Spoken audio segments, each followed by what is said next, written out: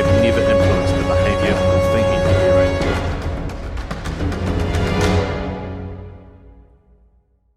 오늘은 전쟁이 꼭 일주일째로 접어들고 있습니다. 지금 어떻게 지금 상황을 보고 계신지 어떻습니까? 이스라엘이 원래 목표했던 대로 잘 달성해 가고 있는 것 같습니까? 예, 그러니까 개전 초기에 이제 목표를 크게 한 세 가지로 설정을 해놨는데, 첫 번째 이란 핵시설 제거, 두 번째가 탄도미사일 체제 제거, 그 다음에 군수 내부 참수 작전인데, 이 세 가지가 거의 지금 착착착착 진행했고 전략적 목표를 향해서 거의 다 다가왔다고 보여지고요. 근데 이번에 이제 군수 내부 참수 작전에서 이제 특이점이 뭐냐면, 이제 IRGC 정보부대 수장인 모하메드 카제미 사령관과 그 부관을 이번에 사살을 했어요. 근데 이 사람이 왜 요주의 상황이냐면, 이 사람이 이른바 10월 7일 학살을 계획 주도 모의한 사람들입니다. 과거에 제가 브레티비에서 설명해드렸지만 10월 7일 학살은 저기 아프간에 있는 이제 테러 여러 집합체들이 모여서 대표적으로 탈레반 정권 아래 알카에다 2.0, 그 다음에 탈레반, 이란, IRGC, 그 다음에 하카니 네트워크, 그 다음에 하마스가 모여서 거의 쥐어짜가지고 만든 이제 테러 지하드 계획인데, 이게 사실상 미국 9.11 2.0을 위해서 준비하는데 이스라엘이 테스트베드로 쓴 거예요. 근데 거기에 이제 핵심 IRGC 카제미 사령관이 들어가 있는데요. 그 사람이 이제 이번에 이제 들어와가지고, 근데 그 사람 연루된 사람인데 여기에 대한 보복 공습을 한 것이죠. 그러니까 이스라엘은 저기 끝에 보면 저기 오른쪽 표시되어 있는 저 사람입니다. 정보장교가 정보 수장인데, 저 사람이 이제 제거가 됐는데, 이게 이제 이스라엘은 이제 복수는 끝까지 간다라는 것이죠. 그러니까 그냥 무작위로 때리는 게 아니라는 겁니다. 그래서 딱 다 이유가 있는 것이죠. 그래서 그 암살을 모의했고, 저 사람이 또 어떤 일을 했냐면, 트럼프 대통령에 대한, 또 볼튼 보좌관, 트럼프 일기의 그 안보 관료들에 대한 이제 암살 계획을 했던 사람들이죠. 그 계획을 모의했던 사람이 저 주동자인데, 요번에 완벽하게 제거를 했습니다. 그래서 이제 아직까지는 이제 군수 내부는 제거했고, 근데 정치 수뇌부 제거는 아직 들어간 것 같지는 않아요. 정치 수뇌부가 왜 중요하냐면, 이걸 제거하기 시작하면 이게 본격적으로 레짐 체인지가 시작됐다라고 볼 수 있는 것이고, 최근 이제 방송국을 지난번에 이제 폭격했지 않았습니까? IDF가. 이거는 이제 대국민 선동용이라서 민간 시설이라고 볼 수도 있지만, 사실상 그 건물이 IRGC도 같이 쓴다고 해요. 그래서 이게 약간 민간 건물일 수도 있고, 이제 군사 타겟이 될 수 있고, 약간 좀 겹치는 부분인데, 한 가지 좀 또 다른 특이사항이 뭐냐면, IRGC가 해외 공작 부대를 하지만 IRGC 또 국내 파트가 있습니다. 그 국내 파트가 뭐냐면, 이제 국내 이제 재야 시민들을 갖다가 탄압하는 비밀 경찰 바질 그 조직단이 있는데, 거기에 대한 그 핵심 수뇌부도 지금 제거 중에 있어요. 그래서 이른바 지금 현재까지는 의회 인사들, 이게 의회라고 하지만 사실상 다 하메네이가 이제 손으로 찍은 사람, 낙점한 사람들이거든요. 입후보 할 때 이제 헌법수호위원회를 통해서 이제 의회로 들어가기 때문에 대부분 IRGC 장성들의 정관예우 자리가 이제 국회의원인데, 이들에 대한 타격이 시작돼야 이제 본격적으로 정치 수뇌부도 해체 작업에 들어간다. 이른바 레짐 체인지의 신호탄을 볼 수 있습니다. 이스라엘의 전쟁 목표 중에 하나가, 이게 아마 가장 중요한 것일 수도 있지만, 이란의 핵시설을 이제 제거하는 것인데, 뭐 여러 군데 그 핵시설 많이 지금 파괴하고 있지만, 가장 중요한 것은 포르도의 그 핵시설인데, 핵 저장고인데, 어떻습니까? 그 목표는 달성할 수 있을 것 같습니까? 그러니까 뭐 여러 분석이 지금 너무 많아가지고 뭐 저도 잘 모르겠지만 이제 추론만 하는 거죠. 근데 일단 이제 기본적인 게 이제 그 아까 보도해드린 대로 B2 폭격기 미군의, 그러니까 GBU-57인데 그게 미사일 한 대가 13톤이에요.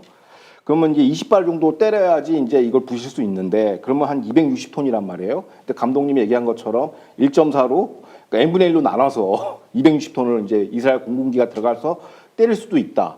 근데 왜 스텔스 폭격기냐면, 이게 기습적으로 때려야 되기 때문에 그 정찰되지, 그 포획되지 않고선 이제 그 레이더가 잡히지 않으면서 기습적으로 들어가서 압도적인 물량으로 때려야 이게 가능하단 말이에요. 이게 원래 북핵 때문에 만들어진 거예요, 미국에서.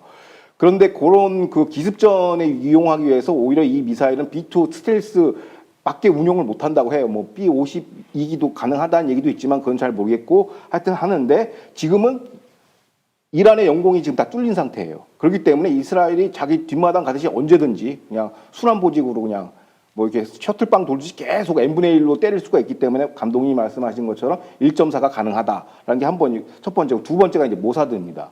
모사드의 신축 기본함은 우리가 다 알고 있죠. 삐삐공작부터 시작해서. 근데 핵심이 뭐냐면, 지금 이거는 확증된 건 아니에요. 근데 지금 나오는 이제 소문들이 이런 겁니다.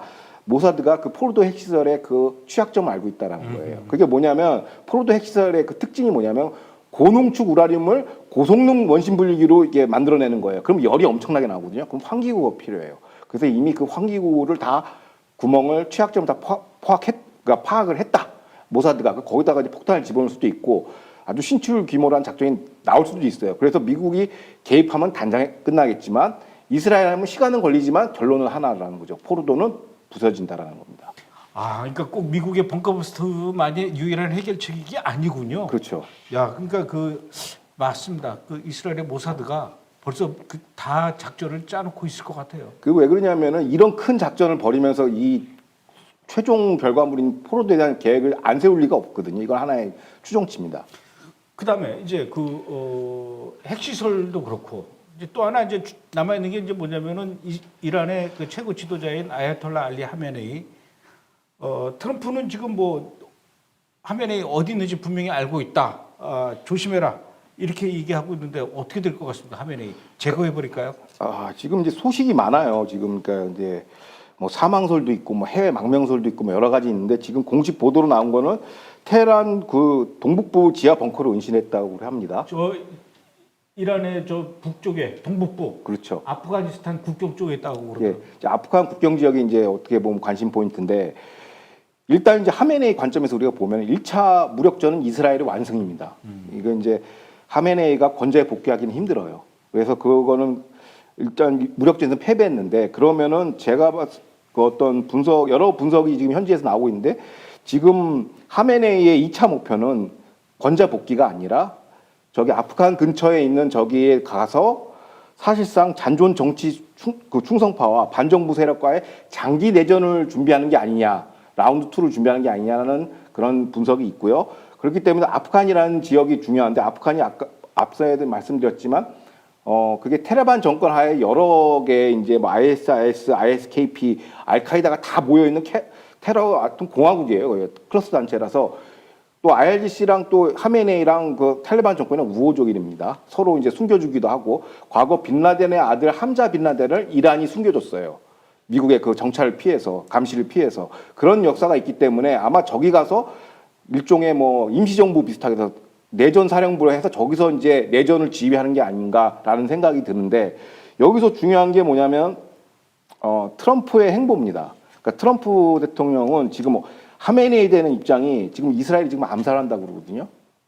그 목표를 얘기했어요. 네트냐후가. 근데 트럼프가 그걸 막았다는 지금 외신 보도가 있단 말이에요. 그러니까 트럼프의 행보는 이겁니다. 포르도 공습을 빌미로 이걸로 이 카드로 끝까지 협상 기조를 유지하는 겁니다. 그래서 막판에 완전한 항복을 받아내야 되는데 그 정치 주체가 있어야 되지 않겠습니까? 아마 하메네이 때 그 항복선을 받아내기 위해서 지금 포르도 공격하느냐 마느냐로 자꾸 저울질하는 게 결정장애가 아니라 지금 끝까지 이거를 밀어붙이는 것 같아요. 레버러지를. 그래가지고 완전한 항복을 받아내기 위해서 하메네이를 살려놓는 거고 그게 한 가지. 근데 이스라엘은 만약에 이게 여의치 않았다 하면 이스라엘은 이제 바로 이제 하메네이 제거 목표하고 그게 이제 곧바로 레짐 체인지로 연결되는 거죠. 근데 미국 입장에서 레짐 체인지를 하기 싫어해요. 왜냐하면 뒷수습을 해야 되기 때문에. 그래서 하메네이한테 최대한 도장 찍어 이걸 원하는 겁니다. 완전한 항복. 해서 이제 그 덮어놓고서 이제 핵시설만 파괴하는 선에서 이제 끝나는 뭐 이런 구도로 갈 것 같아요. 맞습니다. 제가 생각해도 이스라엘 입장에서 최종적 해결, 그 벙커버스터로 그 포르도를 제거하는, 공격하는 이거를 미국에다가 넘겨주고 이 작전을 시작하지는 않았을 것이다.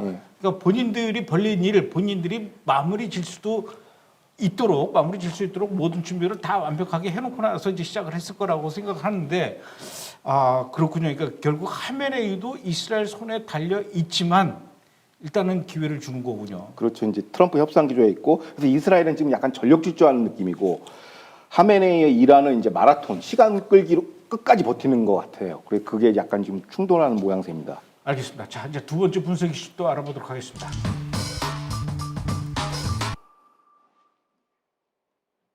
네, 지난 6월 13일 이스라엘이 이란을 향한 이 선제 공격 이걸 두고 러시아가 텔레그램을 통해서 성명을 발표했는데 이란의 평화적 핵시설, 이게 말이 되는지 잘 모르겠어요. 평화적 핵시설을 이스라엘이 집중적으로 공격하는 것은 이것은 국제법상 위법이다, 불법이다 이렇게 얘기했어요. 사실 이렇게 따지고 보면 러시아도 우크라이나하고 전쟁할 때 러시아가 먼저 선제 공격을 했지 않습니까? 자기네들도 선제 공격을 해놓고 이번엔 이스라엘이 선제 공격을 한 거 가지고 불법이다 이렇게 얘기를 하는데 이게 어떻게 타당성이 있고 설득력이 있는 얘기입니까?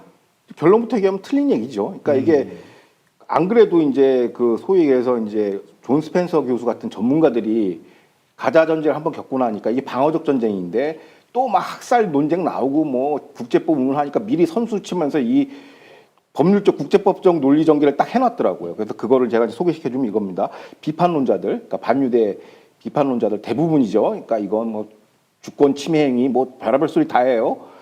그런데 이제 그 비판론자의 논지가 뭐냐면 이제 유엔 헌장 51조를 근거로 얘기하는 겁니다. 전쟁을 방어적 전쟁 자유권을 행사하려면 이스라엘이 먼저 공격을 받고 거기에 대한 대응책으로 이란을 때려야 그게 이제 합법적인 소위 얘기하는 방어권 행사다라고 얘기를 했는데 근데 그 뭐 그렇게 얘기를 하는 거야. 근데 이스라엘 입장에서는 이거죠. 아니 핵 공격을 받은 다음에 우리가 어떻게 반격을 하느냐. 남아 있는 게 없는데 그래서 나온 개념이 선제 타격 개념입니다. 그래서 이제 선제 타격 개념이라고 아무 때나 막 쓰는 게 아니에요. 러시아도 막 지가 귀에 검은 귀걸이, 코에 검은 코걸이 이게 아니거든요. 그 구속 요건이 있어요. 그게 이제 이른바 캐롤라인 검증이라는 건데 그 캐롤라인 검증이 뭐냐면 1800년도에 이제 영국과 미국 사이에서 작은 분쟁이 있었습니다. 이때 1800년도니까 미국은 독립을 했고 캐나다는 아직도 영국의 속국이었어요. 그래서 캐나다가 영국에 대해서 이제 독립을 하고 해서 반군이 들어갔는데 그 반군에 대한 무기 군수 지원을 누가 했냐면 미국 상선이 한 겁니다. 그래서 영국이 그걸 먼저 간파하고 미국의 상선을 불태워버렸죠. 그 과정에서 미국 선원 2명이 이제 산화를 했는데 그거를 두고 이제 미국이 따진 거예요. 그러니까 영국은 이건 선제 타격이다라고 얘기한 거예요. 근데 요거 갖고 설왕설래가 있었는데 결국에는 양측 미 국무부하고 영국이 합의한 게 뭐냐면 영국은 자기 보존 원칙이 필요하기 자유권 행사 참 왜냐면 이게 이 무게 공급되면은 영국군이 공격당하니까 우리가 선제적으로 대응할 수밖에 없었다라는 그 논지를 말하면서 이런 얘기를 합니다. 자유권이 성립하려면 선제 타격이 성립하려면 선제 공격 외에 다른 수단을 갖지 선택할 여유가 생각할 시간이 없어야 된다. 그러니까 시간축이 중요한 거죠. 그 다음에 절박해야 된다는 것이고, 그 다음에 압도적인 그 공격이 있을 때만이 공격이 예상될 때만 가능하다는 거예요. 그러니까 아무 때나 선제 타격하는 게 아니라, 그래서 이게 이제 그 당시에 불탄 상선 이름이 바로 캐롤라인 호, 그 배 이름이 그거예요. 그래서 그 다음부터는 이게 캐롤라인 검증, 캐롤라인 독트린으로 언제까지 이어졌냐? 1945년 나치 전분 재판에서 공식적으로 국제 판례로 굳혀진 거예요. 그래서 우리가 선제 타격할 때 캐롤라인 그 독트린의 검증을 받았느냐 안 받았느냐 이게 중요합니다. 그러면 이번 이스라엘의 경우는 캐롤라인 독트린에 어떻게 부합하는 겁니까? 그러니까 캐롤라인 검증에 두 가지 구성 요건이 있어요. 첫 번째는 필요성, 그 다음에 두 번째가 비례성인데 이제 필요성부터 얘기하면 왜 선제 타격이 필요하냐는 걸 입증을 해야 돼요. 근데 이스라엘 사례로 보면은 이미 하메네이 지도자는 지구와 지도상에서 이스라엘을 지워버려야 한다라고 겁박만 한 게 아니라 이걸 뒷받침할 수 있는 10월 7일 학살 사태가 있었다. 고로 이거는 어떻게 보면 위협의 지속성 요건을 충족시켜 주는 거고 두 번째가 뭐냐면 최근 이란이 15개 핵무기 개발 단계 역시 이것도 절박성에 해당된다는 거예요. 이면은 임박했다라는 공격을 얘기하는 것이고 그 다음에 수천 발의 탄도미사일 물론 수천 발의 탄도미사일은 재래식 전력이지만 지금 뭐 이스라엘이 선제적으로 제압을 했기 때문에 한 3,000발 중에서 한 10분의 1 몇백 발만 넘어왔고 또 요격됐지만 이게 만약에 3,000발이 다 넘어온다 그러면은 아이언돔은 소진되고 이스라엘 국채는 없어지죠. 그래서 이것도 재래식 전력이지만 사실상 핵전력에 가까운 거예요. 그러니까 이 두 가지의 절박함과 압도적인 그 안보 소유가 있기 때문에 대응해야 된다는 그 요건, 그러니까 필요성 요건을 지금 충족을 시켜준 거고 두 번째는 비례성입니다. 오케이, 그런 위협이 있을 때 시간적 여유가 없어서 먼저 선제 타격을 한다 이거예요. 하는 건 좋은데 그 선제 타격하는 것도 비례성 원칙에 대해서 해야 된다는 거예요. 그러니까 융단 폭격, 무차별 폭격하면 되지 않는다는 거예요. 아무 때나 들어가서 러시아처럼 하면 안 된다는 거예요. 그러니까 뭐냐, 비례성이 뭐냐면 요번에 기상하는 사자 작전의 핵심 뭐냐면 외과적 타격입니다. 군수 시설, 군사 목표만 쪽집게처럼 타격했다라는 거예요. 이게 이제 소위 얘기하는 비례성 원칙을 충족시키는 거. 이 두 가지를 다 충족시키기 때문에 캐롤라인 독트린의 구성 요건을 이스라엘은 다 만족시킨다. 고로 국제법적으로 합법이다. 그래서 여기서 뭐 주권 침해 이런 건 다 개소리로 보시면 됩니다. 근데 그나마 그래도 러시아는 이스라엘하고 이렇게 비교적 관계가 나쁘진 않아요. 네. 그럼에도 불구하고 러시아가 이스라엘을 향해서 지금 선제 공격은 불법이다 이렇게 얘기를 하는데 이 와중에 이번에는 영국에 있는 NGO 단체예요. 핵 군축 캠페인이라는 단체에서 이스라엘을 향해서 공격을 중단해라 이렇게 지금 목소리를 내고 있는데 핵 군축 캠페인이라고 하면 핵을 더 이상 이렇게 늘리지 말자 뭐 이런 취지로 주장하는 그런 NGO 단체인 것 같은데 이스라엘은 오히려 이란을 향해서 핵시설을 파괴를 했으면 잘했다라고 해야 되는데 여기는 왜 지금 이스라엘을 향해서 비난하는 겁니까? 그러니까 이제 핵 군축 캠페인인데 Campaign for Nuclear Disarmament입니다. 해체죠. 그 disarmament가 CND라고 부르는데 이게 영국에서 1957년에 창설된 반핵 기관이에요. 그러니까 시민단체 NGO인데 이제 여기서는 이제 이거 민수용 원전도 반대예요. 얘는 핵만 들어가면 다 반대해요. 어느 정도로 핵 들어가면 경기를 일으키냐. 지난 러우 전쟁 당시에 이제 영국이 우크라이나에다가 그 기갑 전력을 이제 탱크를 부수는 이제 그 열화탄, 우라늄 열화탄을 지원한 적이 있어요.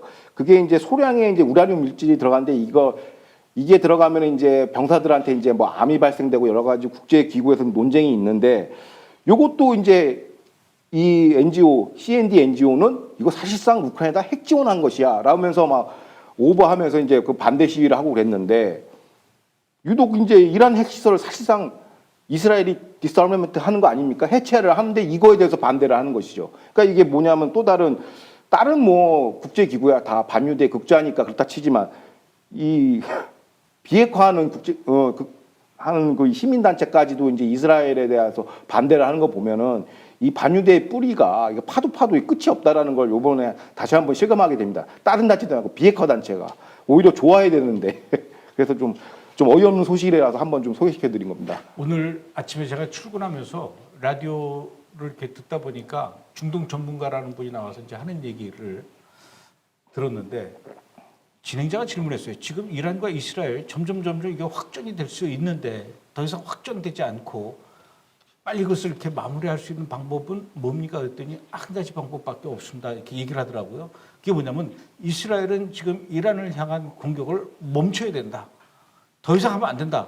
이렇게 얘기를 하더라고요. 그래서 아니 이스라엘이 괜히 잘 살고 있는 이란을 향해서 공격해가지고 그렇게 하나 그게 아니라 그 중동 전문가라는 사람은 이스라엘이 공격하는 것만 얘기하지 말고 이란이 더 이상 핵 개발하지 않겠다라고 핵무기 만드는 것을 포기하겠다라고 전 세계 앞에서 선언을 해야 항복 선언을 해야 이 전쟁은 끝날 수 있는 것인데 그 본질을 이렇게 잘못 이야기하더라고요. 그래서 야 이게 우리나라에도 이렇게 이런 일들을 통해서 어떤 관점으로 보는지가 이제 드러나면서 우리나라는 여전히 반유대주의자들이 많구나 이런 생각을 하게 됐습니다.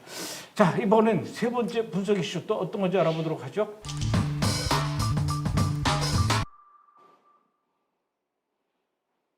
예, 이번 이스라엘의 이란 공격은 당연히 이란에게 지금 굉장히 많은 피해를 입히고 있는데 물론 이스라엘도 지금 피해를 입고는 있어요. 근데 이 이스라엘과 이란과의 전쟁에서 불똥이 엉뚱한 대로 지금 엉뚱하다라고 할지는 모르겠지만 지금 불똥이 어디로 튀고 있냐면 중국에 튀고 있습니다. 이란뿐만 아니라 중국까지도 이번 전쟁에서 지금 뜨거워하면서 지금 불똥이 튀고 있는 이런 상황. 중국은 왜 이러는 겁니까? 그러니까 지금 핵심이 뭐냐면 이제 이스라엘의 그 타겟 패키지 안에 뭐가 들어가냐면 그 이란의 그 정유 시설이 있어요. 거기 핵심 그 어떻게 클러스터가 어디냐면 사우스 파르스라는 지역에 있는데 팔레스타인 근처에 있어요. 저 북쪽 빨간색 저기에 있는데 저기에 이제 생산 시설보다는 이제 저기에 있는 이제 저장 시설을 좀 때린 것 같아요. 근데 이게 왜 중국이랑 직접적 연관이 되냐면 이란은 하루에 170만 배럴의 원유를 수출하고 있고 이는 전 세계 원유 수의 2%밖에 안 돼요. 그런데 이제 이 대부분의 이 수출 품목이 어디로 이게 지금 제재 대상이거든요. 그래서 원래 암시장에서 거래되는데 누구냐? 암시장의 최대 클라이언트가 누구냐? 중국입니다. 아하. 그래서 이란 원유 수출량의 90% 이상이 중국으로 들어가고 있고 대부분 이란산 크루드로 들어가기 때문에 이제 산둥 지역의 중소 정유사에서 이제 정제가 되는 건데 2022년부터 이란산 원유를 수입했습니다. 이게 어떻게 하냐면은 그냥 공해상에서 만나가지고 서로 막 이런 식으로 막 좀 환경 오염도 있고 하여튼 그런 식으로 불법적으로 거래를 하는 거예요. 제재 대상이니까. 그 대신 싸겠죠. 그렇죠. 그래서 이제 할인폭이 배럴당 한 2달러에서 11달러, 10% 정도 할인된 가격에서 중국은 완전 논하고 있었습니다. 그래서 이게 바이든 행정부 때는 중국이 아주 해피했죠. 그리고 두 번째가 이제 그게 이제 첫 번째 군사 타겟이고 두 번째 진짜 이스라엘이 그러니까 이걸 때리는 순간 그러니까 표면적으로 이란을 때리는 거지만 사실상 중국을 정조준하는 것이죠.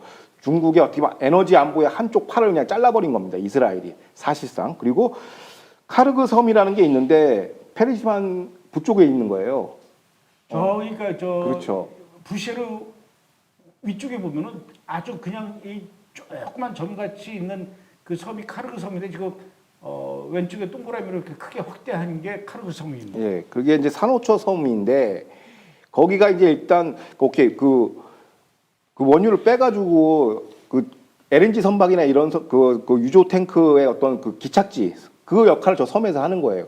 저기서 저기를 통해서 이제 나오는 거거든요. 또 교통 항만 시설인데 간이 항만 시설이 저거를 이제 때려버리면 이제 중국은 완전히 날아가죠. 아직까지 때리지는 않았어요 이스라엘이. 저걸로 이제 중국을 이제 어떻게 보면 견제하는 거죠. 너의 에너지 시장 우리가 완전히 부셔버릴 수 있다라는 걸 견제하니까 개입하지 마. 그래서 3차 대전 얘기하는 사람들은 다 호들갑이라 보시면 됩니다. 이스라엘이 확실하게 에너지에 관해서 중국의 목줄을 지금 쥐고 있어요.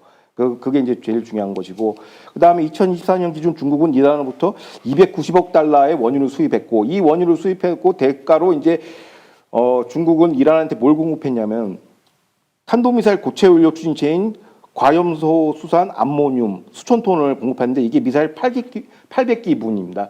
이런 식으로 이제 안거래를 서로 이제 바터를 한 것이죠. 근데 이거에 대한 거래를 이스라엘이 이제 철퇴를 내린 거라고 볼 수 있습니다. 이번에 전쟁 나기 전에 안 그래도 이란하고 중국하고 25년 장기 체결 협정을 맺었어요. 그런 면에서 본다면 이란의 이 에너지 관련 시설들이 막 이스라엘로부터 폭격당해서 파괴되는 것을 보면은 중국 입장에서도 막 굉장히 절망스러울 것 같은데요. 그러니까 아까 정제 시설은 중국의 에너지 안보 촉수를 이제 잘라낸 거라면 요번에 이제 25년 장기 전략 협정은 이제 2021년 당시에 비공개로 맺어졌어요. 이제 표면적으로는 중국이 이란에다가 이제 금융 에너지 항만 철도 5세대 이동 통신 5G 등 장비에 25년간 4천억 달러 한화로 하면 453조 원을 이제 투입한다고 그래요. 이란에다가. 그래서 어떻게 보면은 그 계약을 맺었거든요. 2021년에. 근데 이제 요번 공격으로 이제 중국은 투자금 400여 조 원을 이제 날리게 생겼어요. 왜냐하면 지금 현재 이란과 중국의 그 비에너지 교역량을 보면 저렇게 나와 있거든요. 그러니까 이란은 중국으로부터 한 193억 달러를 수입하고 있고 중국은 이란으로부터 한 148억 달러를 수입하고 나와 있고 총 교역량이 양국이 한 340억 달러예요. 근데 이게 이제 다 물리는 거죠. 이 투자가 다 날아가는 건데 중국 입장에서는 중국의 그 어떻게 보면 국제 전략, 중화 패권 전략의 핵심이 뭐냐면 바로 1대1로 사업입니다. 이른바 BRI 사업인데 그 핵심 구간이 바로 테헤란 중국 철도 노선이에요. 자, 보시면 알겠지만은 이제 저 철도 길이가 보시면 되지만 테헤란에서 중국까지 가는 거예요. 그러니까 저게 한 10,000km 정도 되는데 테헤란, 투르메키스탄, 우즈베키스탄, 카자흐스탄을 거쳐서 중국으로 들어가는데 이게 직선 코스로 가면은 15일밖에 안 걸린다고 그래요. 철로로. 그럼 저기를 통해서 이제 에너지를 이제 공급할 수 있는 거죠. 테헤란에서 직접 중국으로 해상로로 그럼 돌아가야 된단 말이에요. 그게 한 30일 걸려요. 더블 스코어죠. 근데 물론 화물 적재량은 선박이 훨씬 크지만은 속도가 빠르니까 저게 어떻게 보면 중국의 1대1로의 완성입니다. 저길 통해서 이제 글로벌 사우스도 가고 하고 요것 때문에 돈 투자를 많이 한 거. 저 철도 건설에 중국이 돈을 다 댔어요. 그런데 저 종점이 어디냐? 바로 테헤란입니다. 지금 테헤란 주변에 군사시설이 있죠. 그러니까 예를 들어서 지금 IDF 그 전투기 조종사가 흡수하고 떨어뜨리면 철도 다 부서지는 거예요. 그러면 저 투자금 다 날릴 수 있거든요. 그래서 어떻게 보면 1대1로 사업이 지금 최대 위기에 있습니다. 저 핵심 구간인데 저걸 이스라엘이 때려버리면은 테헤란 종점을 때려버리면은 중국은 그동안 투자해온 1대1로 사업, 중국 패권 자체가 무너지는 거예요. 그러니까 이건 엄청난 지금 한편으로는 원유를 부셔버리고 또 한편으로는 저 1대1로 사업을 부셔버리고 그렇기 때문에 중국이 겉으로는 뭐 긴장 완화는 얘기했지만 이스라엘한테 함부로 못 가버려요. 지금 중국의 목줄을 쥐고 있는 건 사실상 이스라엘 촉포인트 딱 쥐고 있다라는 거예요. 미국보다 이스라엘이 사실상 반중 전략의 핵심 그 교두보 1타 공격수라고 보시면 되겠습니다. 근데 이제 보통 일반적으로 생각할 때 미국이 벙커버스터로 그 이란의 핵시설, 핵 저장고를 폭격을 하게 되면은 그때는 이제 확전이 되면서 중국도 이 전쟁에 참전하면서 이란 편이 되고 막 이럴 것이다라고 얘기하는 사람들인데 우리 조 기자님은 그렇게 안 본다 이거죠? 중국은 지금 그러니까 막말로 표현하면 이스라엘한테 무릎 꿇어야 돼요. 아하. 형 봐줘 이렇게 해야 돼요. 에너지에 부셔버렸죠.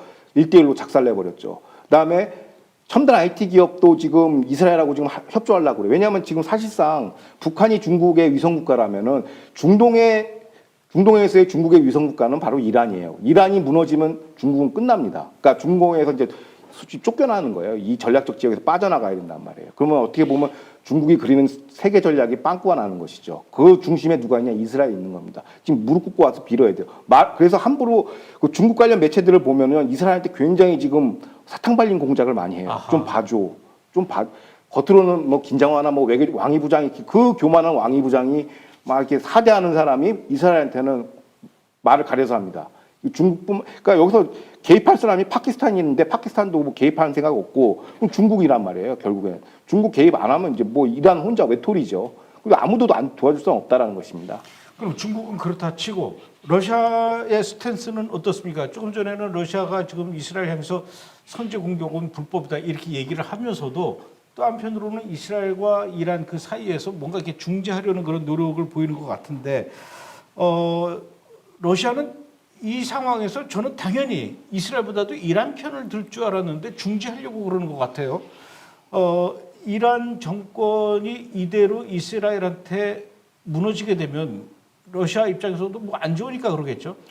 그러니까 이제 외교적 커뮤니케이션하고 그 수면 안에서 실질적인 그 역학 관계는 좀 달라요. 그러니까 겉으로 듣는 건 좀 일단 걸르시기 바라고 재밌는 이제 소식이 이제 이스라엘 하용 현지 매체에서 보도했는데 이스라엘이 이란을 타격하기 직전에 그 이제 푸틴 대통령이 저기 트럼프 대통령 통화를 한 모양이에요. 근데 트럼프 대통령이 그런 거예요. 야 이스라엘 내가 못 말린다. 이제 아마 때릴 것 같다. 빨리 협상 수용하라고 이란한테 전해라고 그런 거예요. 그 중재자가 이제 푸틴이니까. 그러니까 푸틴이 그 얘기 듣고서 트럼프 대통령이 듣고 야 이스라엘 때린다고 하니까 그거를 이제 하메니한테 얘기한 거예요. 야 지금 협상 안 받으면 내 죽어. 막 이렇게 얘기한 거예요. 지금 당장 받으라고 한 거예요. 그러고 나서 이제 이스라엘이 때리기 시작한 거죠. 13일부터. 그 직전에 그 통화가 있었다라는 거예요. 그럼 왜 이렇게 트럼프는 왔다 갔다 이제 거강꾼 노릇을 하느냐. 그게 이제 뭐냐면 지난번 이제 삐삐 공작으로 헤즈볼라를 붕괴시키면서 아사드가 붕괴됐죠. 왜냐하면 헤즈볼라가 사실상 아사드의 억셀러리 포스에서 지상군 역할을 하는데 그게 무너지니까 어떻게 보면은 중동에서의 그 러시아 영향력의 교두보가 바로 시리아예요. 그게 후토드인데 그게 무너졌어요. 이 축이 무너지고 마지막 이제 그 교류를 하고 있는 그 중동에서 이제 반서방 교류를 하고 있는 게 이란이에요. 이란에다가 엄청나게 서로 교류를 해 전략적 관계예요. 이란은 뭐 첨단 뭐 약간 그 방공망 시설도 조금 제공하고 뭐 핵 뭐 개발 무기화 이런 거 기술 조금 제공하고 대신 이란은 러시아한테 이제 그 싸구려 드론 우크라이나 전쟁 때 그거를 공급을 해서 굉장히 타이트한 관계인데 시리아 무너졌죠. 그럼 이제 여기서 빠진 거예요. 두 다리로 버티고 있었는데 하나는 시리아고 하나는 이란인데 시리아 무너졌죠. 그러면 남은 게 이제 하메네이라 하나 말이에요. 하메네이마저도 만약에 이스라엘이 진짜 이게 그 신정 체제 해체 레짐 체제로 가면 이제 끝나는 거예요. 이제 러시아는 중동에서 아무도 이제 상대해줄 사람이 없고 중동에서 쫓겨날 수 있는 운명이라는 것이죠. 그렇기 때문에 항상 확전 반대를 얘기하고 있고 신정 체제를 위해서 하는 거예요. 지금 자기가 이제 여기 영향력이 상쇄되니까 완전히 여기서 또 쫓겨나는 거예요. 러시아는 중동에서 중국하고 똑같은 운명이거든요. 그렇게 하려면 종식하지 않으면 3차 대전이라 한다. 자꾸 그래서 거꾸로 선동을 하는 것이죠. 사실상 러시아는 아무런 힘이 없어요. 그 신정 하메네이가 빨리 계속 존치되는 게 이 사람한테 좋은 거지. 이스라엘이 제거하면 러시아도 중동에서 이제 짐 싸고 나가야 된다. 빠이빠이다. 그거가 핵심입니다. 그래서 이른바 3차 대전 뭐 배럴당 100달러 그런 일 없습니다. 근데 지금 이란 입장에서도 이스라엘 전투기가 와가지고 막 폭격하고 막 그러는데도 반격을 못하는 게 대공망이 없대라는 거예요. 그걸 러시아가 좀 도와줬어야 되는데 러시아는 S-300, S-400 이런 방공 시스템이 있거든요. 이거를 지금 러시아는 우크라이나하고 전쟁하면서 자기도 지금 이 발등에 떨어진 이 불을 못 치우고 있는 상황에서 어떻게 이란까지 이 러시아가 챙기느냐. 이래서 이제 못 도와준 거 가지고 이란은 러시아한테 지금 볼매소리를 하고 있다고 그러더라고요. 그렇죠. 이제 앞으로 중요한 지역이 이제 터키인데 이란 그 국민의 한 3분의 1 수준이 그 터키계라고 합니다. 투르크계라고 하니까 그러니까 이 앞으로는 중동에서는 터키랑 이스라엘, 사우디만 봐야지 뭐 중국, 러시아는 이제 쫓겨났죠. 걔네들은 이제 옛날 얘기 그 필요 없는 애들 이렇게 보시는 게 더 맞을 것 같습니다.